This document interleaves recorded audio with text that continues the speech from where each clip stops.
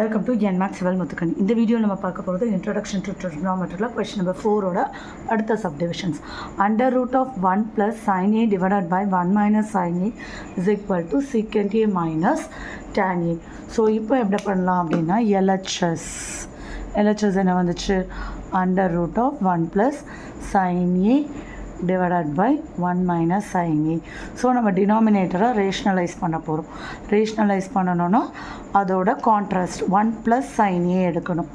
So 1 + sin a divided by 1 + sin a.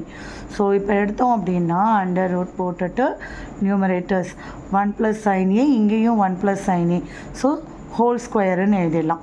a × a square அந்த மாதிரி. கீழே a - b a + bன்னு இருக்குது. அப்போ நம்ம என்ன எழுதணும், a square minus b square. இந்த இடத்துல b சைனு. ஸோ மேலே இருக்கிறது அப்படியே மேலேயே இருக்கட்டும், 1 + sin a ஹோல் ஸ்கொயர். கீழே இருக்கிற ரூட்டு காஸ் ஸ்கொயர் ஏன்னு வரும், அண்டர் ரூட். இப்போ மேலே இருக்கிற ஸ்கொயர் ரூட் ஸ்கொயருக்கு போயிடும், 1 + sin aன்னு இருக்கும். கீழே இருக்கிற ஸ்கொயர் ரூட் போயிடும், காஸ் ஏன்னு இருக்கும். இதில் ஒரே ஒரு டினாமினேட்டர் இருக்குது. ஸோ தனியாக செப்பரேட் பண்ணி எழுதிக்கலாம். 1 + cos a + sin a by cos a. 1 + cos a என்னது, secant a. sin a by cos a tan a. அவ்வளோதான் நம்மளோட RHS ப்ரூவ்டு.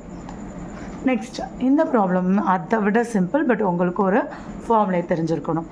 LHS எடுக்கிறோம். LHSனால் என்னது, sin θ - 2 sin cube θ divided by 2 cos cube θ minus cos θ.